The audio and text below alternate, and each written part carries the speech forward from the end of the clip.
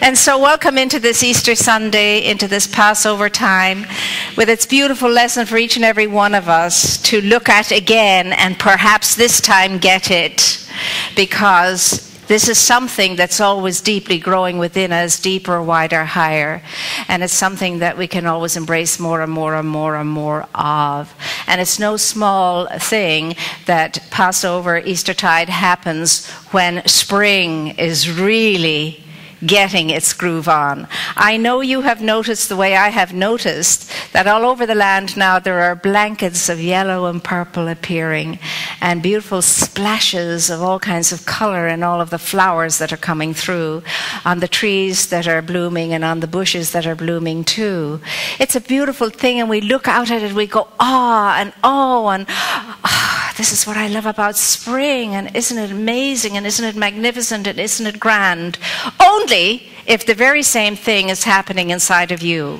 Because you're supposed to be blooming and blossoming and growing and expanding too, and radiating and scintillating and shining all over the place too. Of course you are, and so am I. And so when we get that, what we're looking at, we're looking from, we know we're beginning to understand life, what it is and how it works. And that's quite an incredible thing. So remember, the next time you behold the lilies of the field, you can know they pale by comparison to the light that shines within me. The light that is not my own, the light that is greater than I am, the light of my source that entered into me when I was born and remains with me always and forever.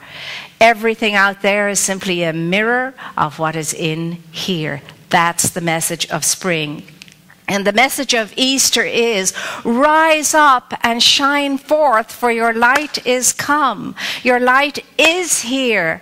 There's nothing for you to wait to get. You already have been given it. You've got it, by Jove. You have it in spades, but you just have to recognize it. And then you have to reveal it. So it's not something we're looking to get. It's something we're looking to reveal, is the message of Easter. But for that to happen, we have to understand that Easter is the celebration of the triumph of life over death and light over darkness. It is the celebration of resurging light and life and love and beauty and peace and power. That's what Easter is about.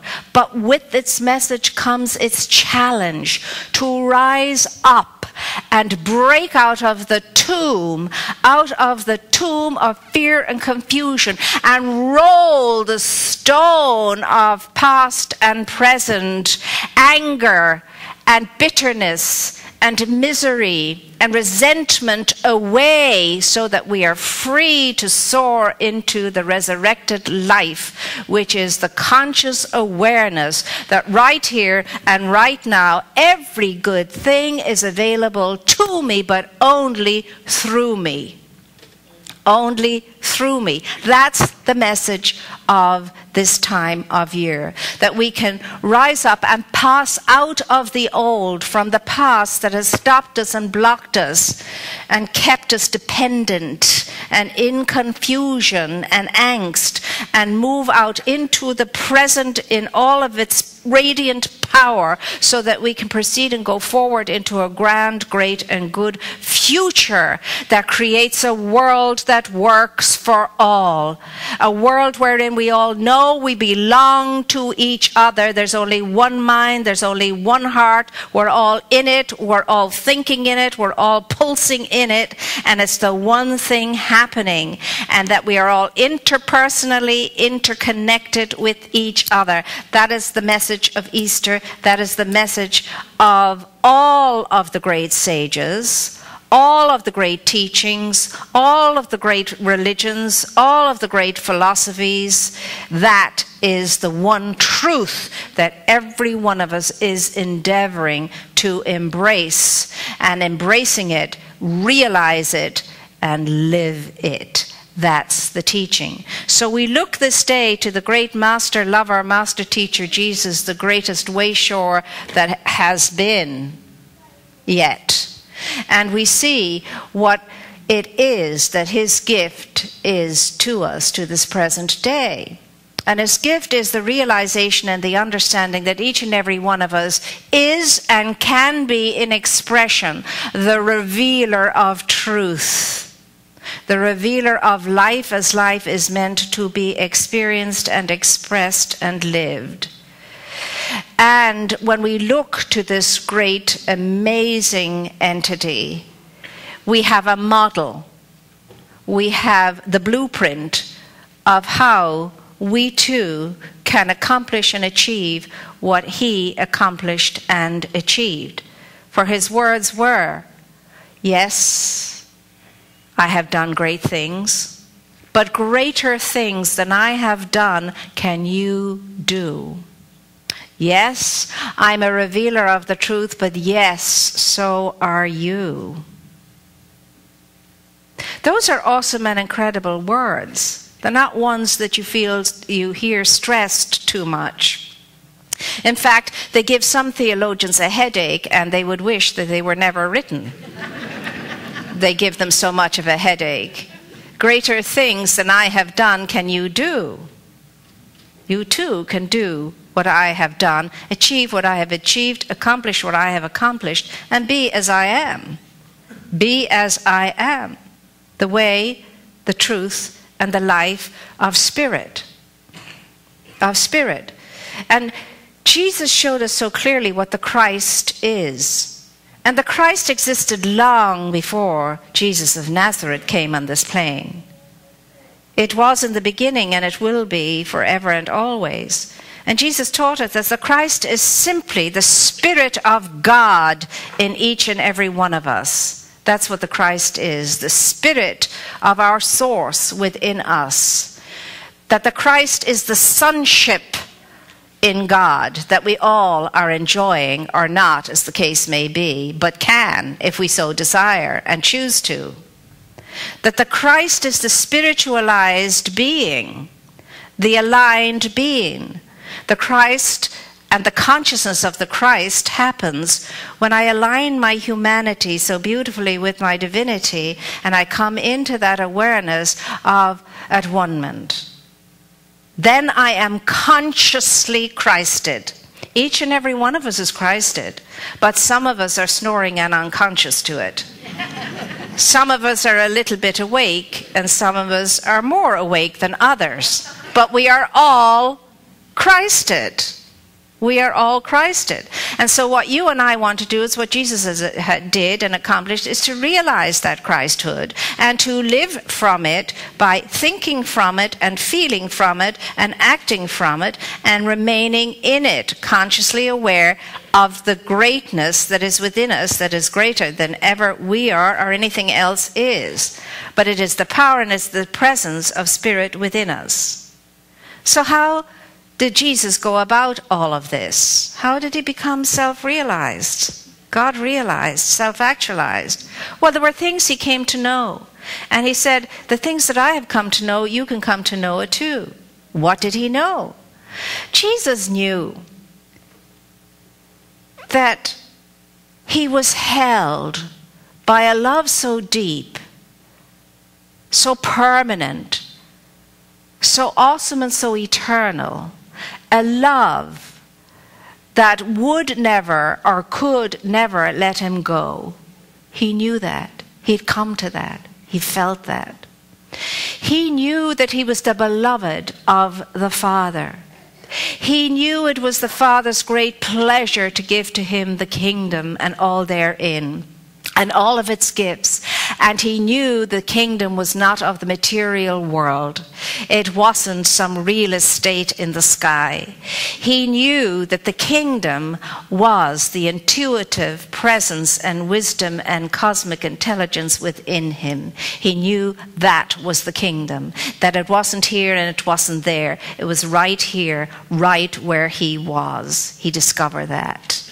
and the kingdom was revealed. He knew that the mission was that he was about was not his own mission. It was the business of the kingdom. He knew that the word he spoke was not his own word. It was the word of the power and the presence within him. He knew that of himself he did nothing. He did everything by means of the power and the presence of the Father within him. And the Father was his favorite word for that presence, that essence, that force, that power, that infinite, absolute, beautiful, unconditional and unconditioned love, intuitive intelligence itself, cosmic intelligence itself, that absolutely saturated every part of his being and was present above him, below him, around him, about him, and everywhere. That power, that presence, that Father was omniscient. It was omnipresent and omniactive in and through him by means of him, and he knew it. He knew it, and he got out of its way, and he let that power and that presence have its way with him and move through him and be and live in him. And he did it. How? How did he do that? How did he come to know what he knew? Well, he was committed. There was something in him always and ever that he knew was more than he was, that he had to grow into an understanding of. Just as there is something in you that you've always known is bigger than you are, and you want to grow into an understanding of. And so he was open and receptive to it. And also, he was committed to showing up, to allowing that to happen. So, he was disciplined. Yes, the D word. He was disciplined. He entered into spiritual practice, not just when he felt like it and when the mood was upon him or the time was right or he had the time, but all the time he made time to enter into spiritual practice. He extrapolated himself from the world of the senses, the objective world, the material world, so that he could enter into the world of the absolute, the interior invisible world, the kingdom within himself. He took himself out onto lakes to be on his own in the silence. He took himself out into the desert to be alone in the silence. He took himself up mountains to be alone in the silence, so that he could be in communion with his source, so that he could deepen a relationship with his source, so that he could honor that relationship with his source and be fed by that relationship with his source. He was very faithful in his commitment to his relationship with his source. Reminds me of the saint that said, "Oh my goodness me, my day is so packed and so crowded, I better do an extra 3 hours meditation." Now, when did you last say that to yourself when your day was crowded and packed? Usually we say, "I haven't got time for my 1 hour's meditation today. It's so packed," and so on. So Jesus had a real grasp on "be still and know that I am God," that he had read over and over and over again in Psalm 46, over and over and over again. Be still and know that I am God. Be still and know God. Be. You could meditate on that. Still, you could meditate on that. And know, you could meditate just on that. God. God. God who is not God at all, because God cannot be named. There is no name for this thing called eternal, infinite, absolute, all-knowing, all-giving, all-loving life. But we do the best we can with the symbols we have in a material world, carrying around a material body. We do the best that we can do. Whatever you want, you can choose as a name for your source. Whatever you want. As you know, one of my favorite names for the source of my being, the creator of my being, the sustainer of my life, the provider of my good, the lover of my soul is Yummy. That's my favorite name.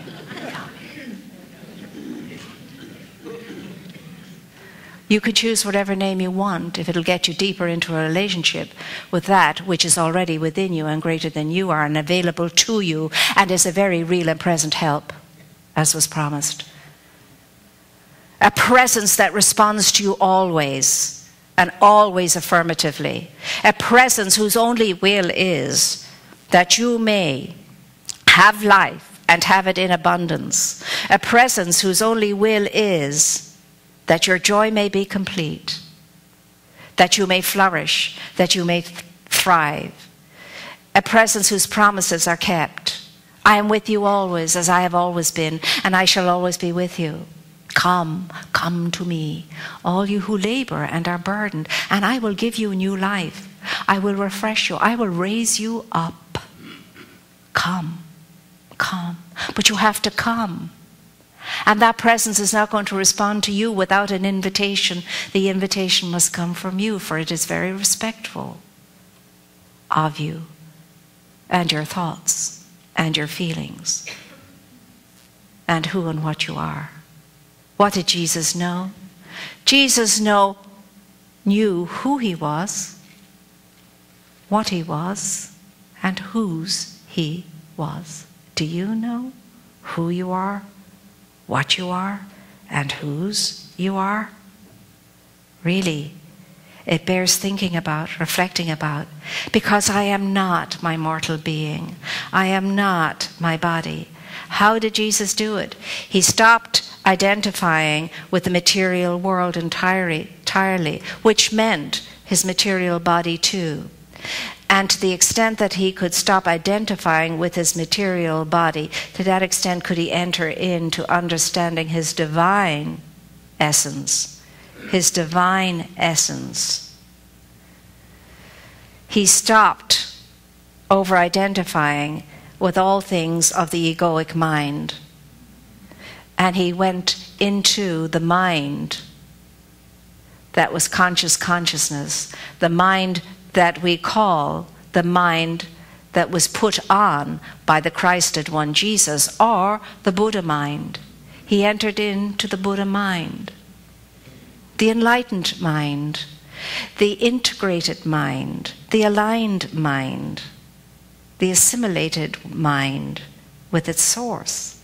That's what he did as he was able to extrapolate himself from the land of the material world. He entered into the land of the immaterial world, the real world, the true plane of existence, wherein all is made known and all good is present and available. And that world is within you now. It's within me now. It doesn't have to be arrived at. It's already here. I just have to wake up to it and reveal it.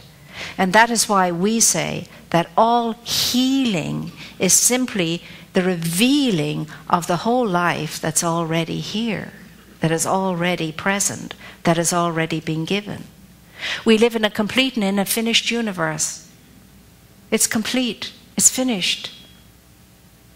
And so we have to understand that I am part of a complete and finished thing, life, and that everything I need is available to me, and it's available to me right now, regardless of my past, how rotten and awful and terrible it has been. Regardless of that, I can step right out of that now and come into the awareness of my resurrected life.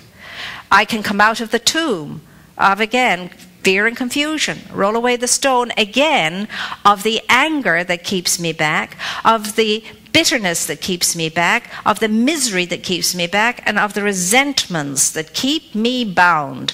I could be like those monkeys. Those monkeys, when those monkeys were wanting, they weren't wanting, but when people from zoos and places like that want to take care of the monkeys very well, when they want to get monkeys for their zoos and so on, they don't go out and hunt them down. They simply go out, collect all these beautiful, lovely smelling berries that they love to eat. They put them in large, heavy bottles with a narrow neck all over the place. When they come back the next morning, there's a monkey attached to every bottle, hand stuck in the bottle, waiting to be collected.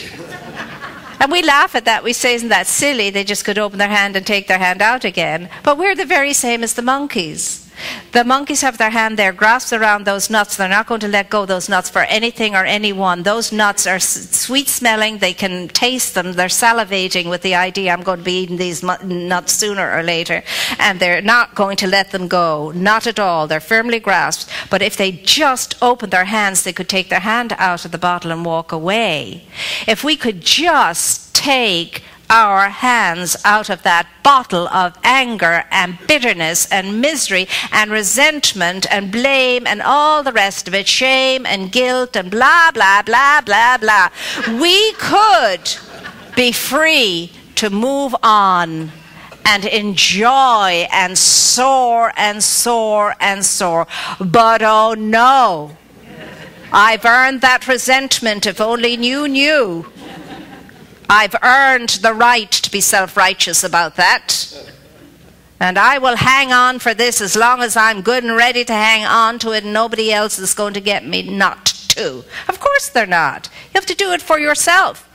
But look at your life as a result of you hanging on to all of that crud. Look at your life and what it does to you and how it stops you and how it blocks you and how it holds you back, holds you down, paralyzes you, and makes you incapable of the creativity that could express itself through you and wants to and longs to and is waiting for a chance. Just a sliver of a window and whoosh, out comes that creativity that brings you along with it, whooshes you up, raises you up, and gives you something really good to feel about and think about and act upon. That's what Easter's all about. Let go of the nuts in the jar and rise up and be what you can be, a free agent, able to accomplish so much and give so much. And it's all summed up in the one thing. You are the image and the likeness of your Creator. You have the capability of being a truth revealer. You do that through the way you think, through the way you feel, and through the way you make decisions and act. That's how you do it. You are, as spirit is, the givingness of life back onto itself. We are all here in sacred service to life in each other, not in some ivory mounting as I'm sitting down oming and chanting and praying and ringing bells and doing all of that. That's beautiful and I love it all and I feel great when I do it. But it's nothing if I don't take what I've derived from that out into the world and see the presence and the glory of God everywhere, no matter how disguised it shows up. And be able to interact at that level of awareness, to be able to embrace it without judgment, without having the idea I've got to fix him and fix her. We don't have to fix anything or anyone except ourselves, thank God, because that's a big enough job, don't you think?